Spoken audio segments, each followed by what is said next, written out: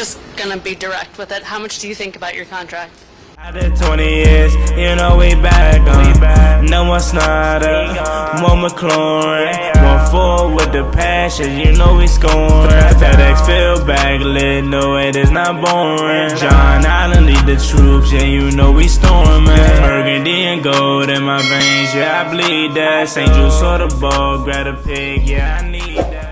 YouTube, what's going on? It's Juan Gotti here with another Washington Commanders video, and in today's video, we're going to be doing another Watch with Juan Gotti as we have the press conference from today's training camp, day 3. Today, Kam Curl, Daron Payne, and Rivera step to the podium. So we're going to be checking it out, hearing what these guys got to say, and breaking it down. So without further ado, let's get straight into today's video. But before we do, make sure you guys go down below, leave a like on this video, subscribe if you're new, and turn on post notifications so you get notified when I upload new content like this to the channel. We're on the road to 6,000 subscribers, so please hit that subscribe button again if you haven't already. Thank you so much. Let's get straight to today's video. Going to meetings, playing football.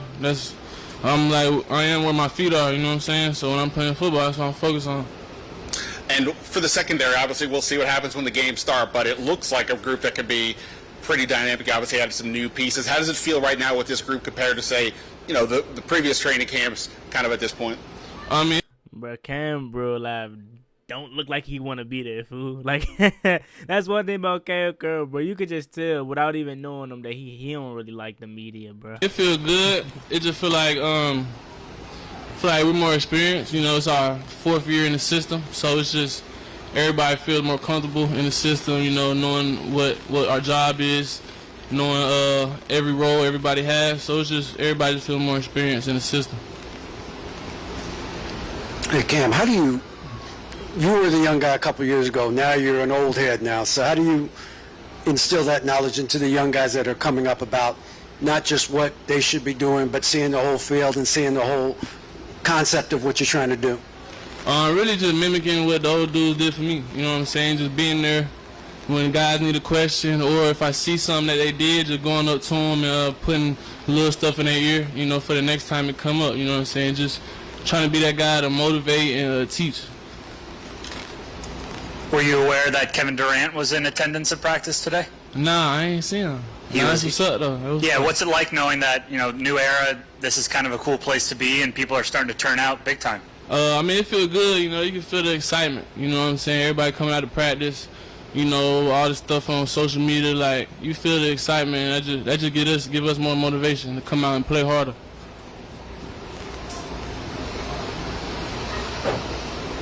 I'm just gonna be direct with it. How much do you think about your contract?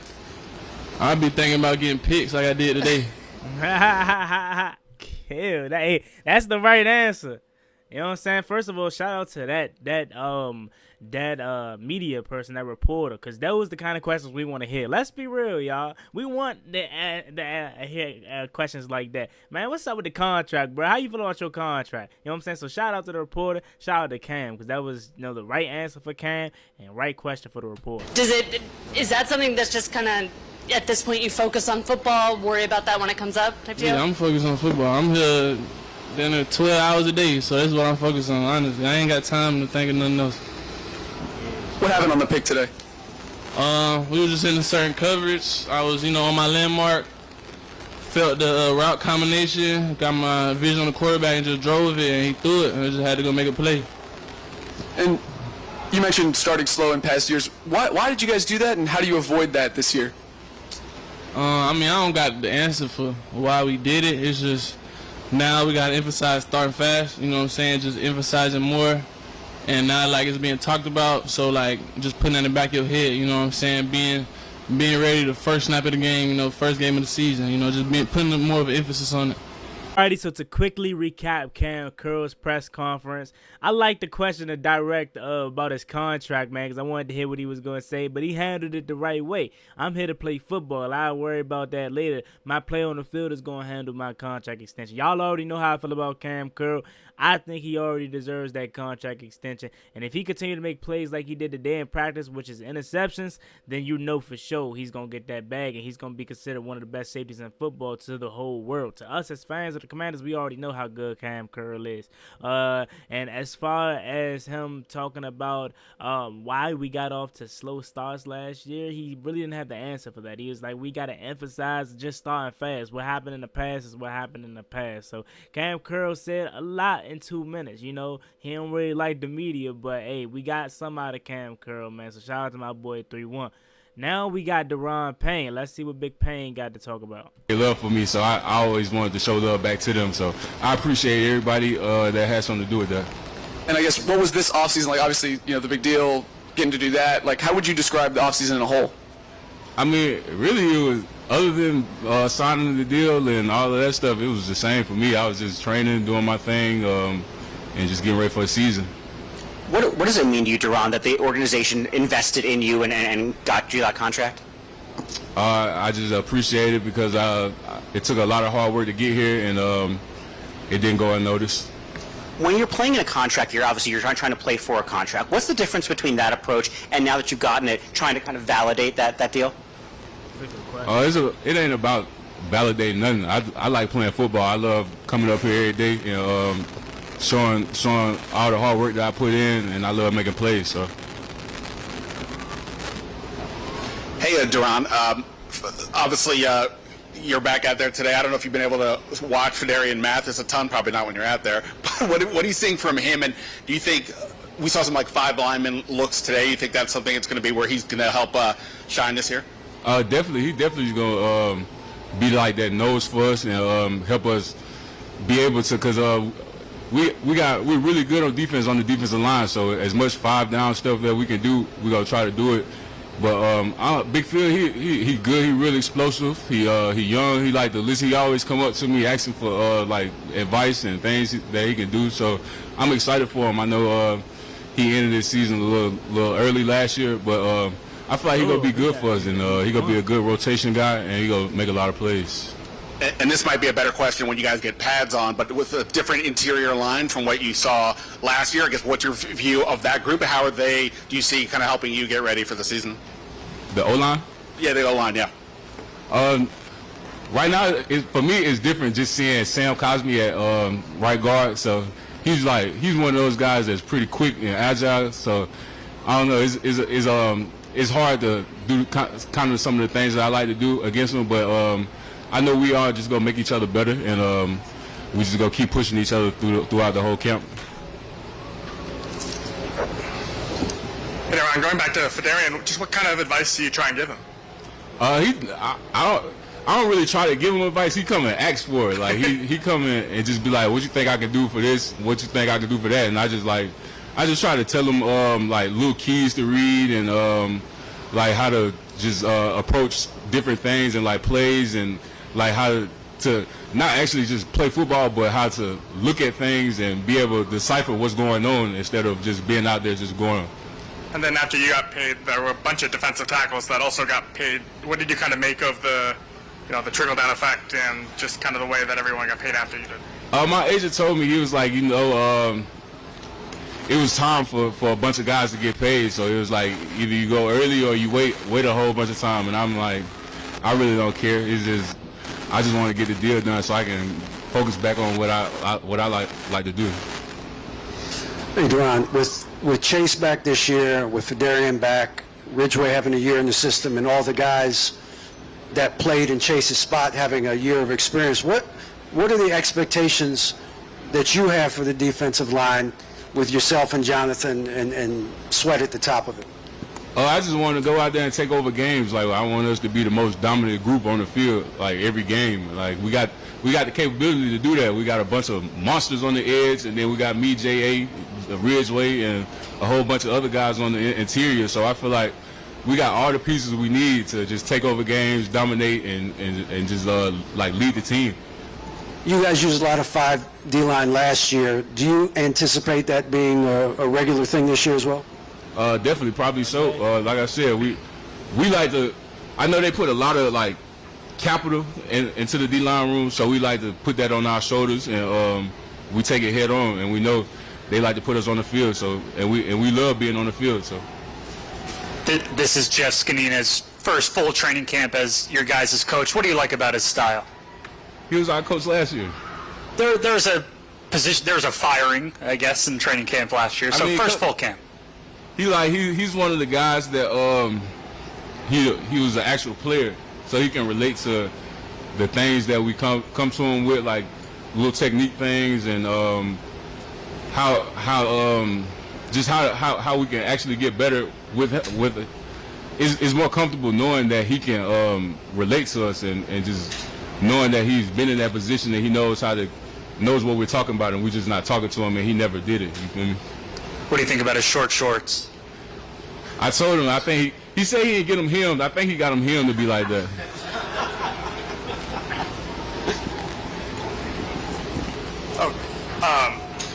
With this defense, they're generally regarded as, one of the better units again, and it's kind of how you guys were going into 2021, where you played out, where you balled out in 2020.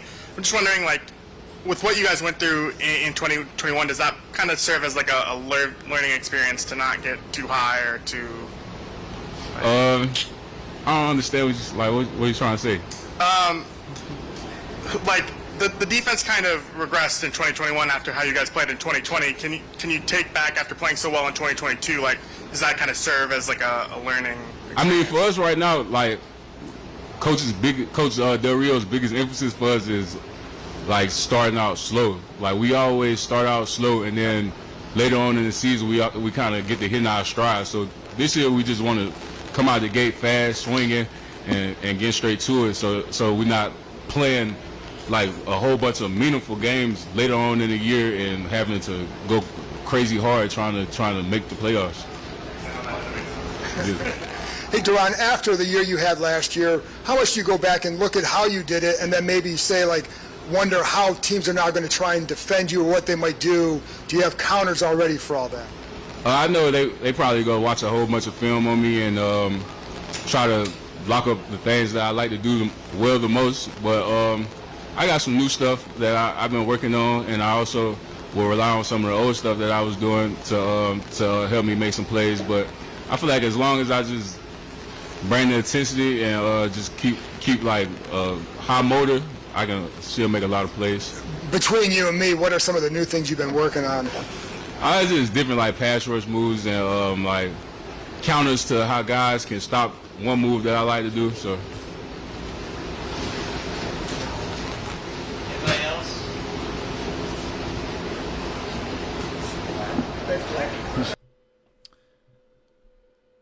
All right, so that was Big Payne's conference, man, and he said some things that was interesting. First things first, he's more comfortable in the media. You know what I'm saying? When Payne first got here, he ain't really like the cameras. He probably still don't, but he definitely opening up a little bit more. I like what he talked about.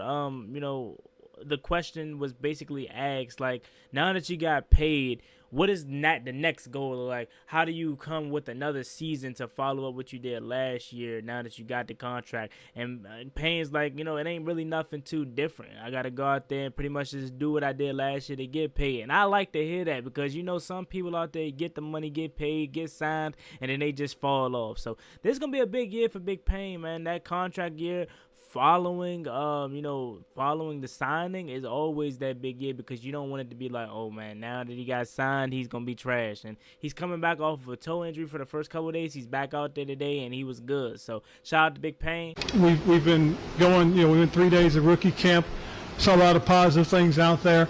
And then these last three have been really good in terms of what we've been watching. Everything from, watching the offensive line and now watching the offensive line compete with the defensive line.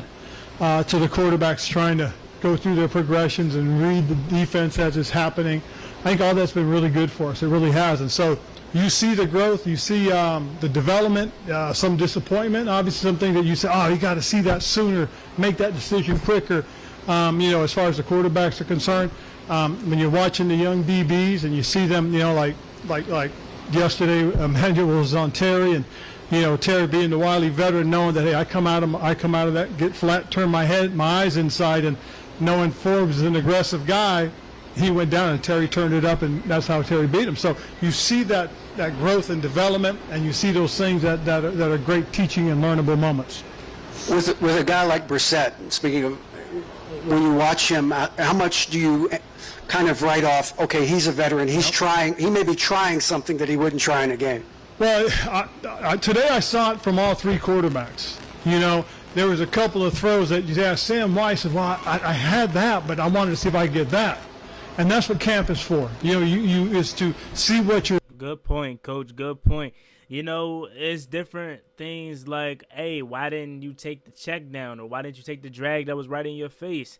And it's like, hey, I just wanted to go for the deep ball because we're in camp. Now, if we were in the game, you know what I'm saying, fourth quarter, and we're trying to go get a game-winning drive or walk-off field goal or something, I'm taking the drag route each and every day because that's going to give me a guaranteed 10, opposed to me taking a chance for 50 that could also be bad. So, again, shout out to Coach for making that point. It's camp, and they're going to try some things. Your limits and abilities are. Whether you have that kind of ability to make that play, that's good for him to learn, as long as he knows it.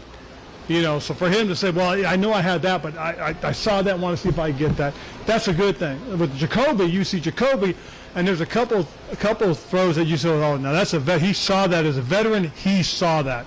And that's the thing that's kind of helping, because as we watch Jacoby go through it, I can see Sam, sometimes the light bulb going off, and then sometimes just wondering, did he see it or not? Yes.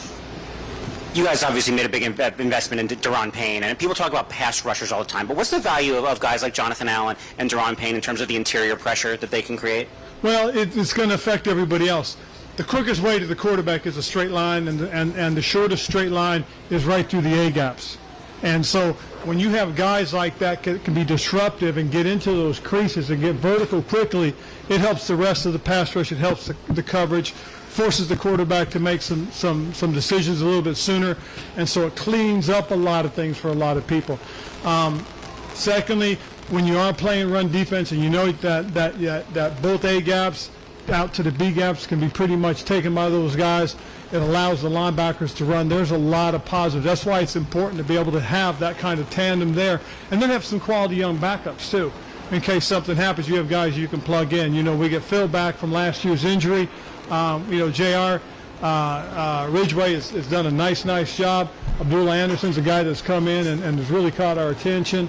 Benning, you know, one of the guys we had last year that played a lot for us. He's a young guy that we like. And then again, David Botta, the international kid who played at the end for us a little bit. Well, we got a good group right there, and we're going to find some good players out of that to go with both Daron and Jonathan. Hey, Ron, how does Brian Robinson look, even like compared to last year, compared to even at the end of last year? What's exciting, and for that group as a whole, they came back basically the way they needed to. You know, they're all leaner. They've all obviously been working on their catching and their route running. They understand what Eric wants in terms of the way to practice and play. He wants speed out there.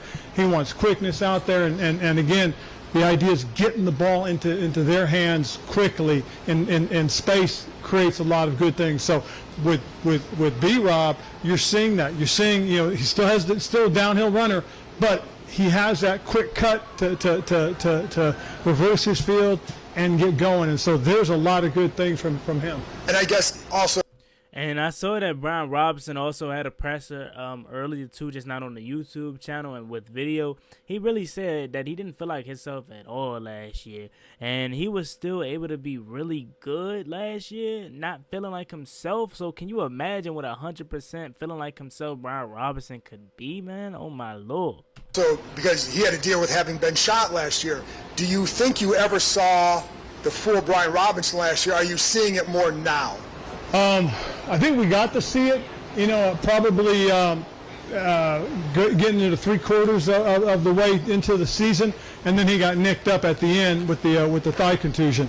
But I think we had a real good picture of what it can be. What we're seeing now is a little more mature version of last year's guy that went through camp. And he's still learning, he's still growing, and there's still got a ways to go, but there's a lot of promise. There's a lot of excitement right now. With the Army, how much does having Sam here kind of help him in terms of, you know, maybe his production will increase because of the familiarity? Well, I know this much. One of the things that both those guys told me, and they were both excited about it, was they worked together all spring. You know, they went back home. They're both back at UNC, hung out together. When they went to Charlotte, they hung out together. did a lot of work, so it's carried over. We saw it during OTAs and minicamp, and we're seeing it right now with the start of training camp. So that's something that's very promising and very exciting. Yeah, where have you kind of seen the growth in his game? I see Diami more confident, more comfortable in his route running right now. He's more precise, he's sharper, and you see him going after the ball. And that's something we saw coming out of the draft a few years back, that this guy led the NCAAs in contested catches. So that's one of the things that we're happy to see again. Were you aware that Kevin Durant was in attendance at practice today? Somebody told me that coming off. So it's great to have. It is great to have KD here. I know he's a local guy. I know how much of a Washington Redskins / Commander fan he is. Great to have his support. I mean, it's great to have the fan base back. I mean, this has been really cool the last couple of days. It has. I'm looking forward to tomorrow because a lot of people will be off. They're going to be coming, and we're expecting a pretty good crowd. So this is exciting. It is. So to have guys like KD come back and show their support means an awful lot to us. How do you envision Antonio Gibson's role in this offense? Oh, I think it's going to be a mix, just as I see all the running backs. I mean, I can see where he can go out and he'll line up in the slot, or line up outside in the wing. And instead of always motioning back or shifting back, he can play from there. And again, that goes back to his days when we saw him at Memphis. He's a guy that we think can do some of those things and be a little bit of a hybrid for you. I could see us taking him and doing a little bit of that Curtis Samuel role that we used last year. And I know that some of the things that Eric and the offensive staff have looked at, have actually installed. In fact, they showed a little bit of it today. So there's some things that we're pretty excited about. Since new ownership took over, people have been using, I think, the old team name, Redskins, a little bit more. Is there anything to that, or what do you make of that? Well, I know this. Mr. Harrison and that ownership group talk extensively about bringing back the glory. And again, what Coach Gibbs did, the traditions, that alumni group of guys that are around, it's hard to escape it. It really is. I mean, and that's the truth of the matter. I mean, and just so everybody knows, we do that with the utmost respect, okay, for the native tribes, for the American Indian. Anytime that's brought up is brought up with the utmost of respect. And without Armani Rogers, obviously, what do you make of your tight end room? How do you see them coming along? It's a good room. I mean, all five guys came in great shape. All five guys have getting opportunities to go out to produce. In fact, we've used Alex Armour a little bit more in not just the fullback position, but we used him today at some of the Y and the U stuff as well. So it's a group that most certainly will play a bigger role in what Eric wants to do. And all you got to do is look at the stuff that they did at Kansas City, using tight ends and using a fullback. Ron, as the camp grind continues, in terms of off the field, like how important is team chemistry, unity, that idea? Do you rely on team leaders like Yes. Terry, like McLaurin, or Jonathan Allen? How do you build that culture kind of off the field every day? Well, this group of guys that do a lot of stuff together. I mean, they've done everything from getting together, go bowling, go to Top Golf. They go out to dinner a lot. They did a lot of the basketball games this year, hockey. It was really kind of cool to watch these guys, take care of each other and be around one another, and that's something that's been pretty special. But we'll continue to do the different things that you can do to bond this group, and we need to, because it's important more so than anything else, because these are guys that we're gonna go into the season with, and so continue to develop that cohesiveness is a big deal. Coach, yesterday Brian Robinson came in and he greeted every single fan, walked all the way down to the end of the fence, shook everyone's hand. Is that just the type of guy he is, just his character? Or do you think he's entering this season with a whole new perspective? I think he is coming in with a whole different perspective. I mean, last year was a wide-eyed rookie and went through a very traumatic situation very early, and has never really got a chance to enjoy it and show his personality as to who he really is, I think. And I think now, folks are going to get to see who he is and see him do these types of little things. And I'll tell you right now, it's really kind of cool because, from us to the fans, we really just appreciate them coming out, and to those that stuck through us through the thick and thin, and we're always there cheering for us. I know there's a lot of other things out there, but just being there for us, I really appreciate it. I really thank you to them. And having these folks come out the last couple of days, thank you for being here, and I'm looking forward to those who come out. I really do mean that, because the last few years have been hard. They've been trying, but knowing that there are people out there that really do appreciate us, that we really appreciate them. So thank you to the fan base. Alrighty, so that was from Coach Ron Rivera. He said a lot, man. He talked about how important, the culture and the history is of Josh Hurts trying to bring that back, and he talked about Brian Robinson ostensibly, that he's in year 2 and he's coming in with a whole new perspective, and he's definitely, still learning, but you can see the hunger in B-Rob. He talked about De'Ami Brown and the chemistry of him and Sam Howell and just this whole team, man. So again, it's always great to hear from Ron Rivera. He speaks almost every day, and I just love hearing Coach, man. And this just feels like a different year for him, man. The first couple years, he obviously had cancer, and then he also had to deal with Dan Snyder and the COVID. So this is really the first year that Ron could just be relaxed and be Coach Ron Rivera. So there y'all have it. Let me know what you guys think about this video in the comment section down below. As always, me and boy Juan Gotti, thank you so much for watching today's video. We're on the road to 6,000 subscribers. Please hit that subscribe button again if you haven't already. See y'all next time. I'm out. Peace.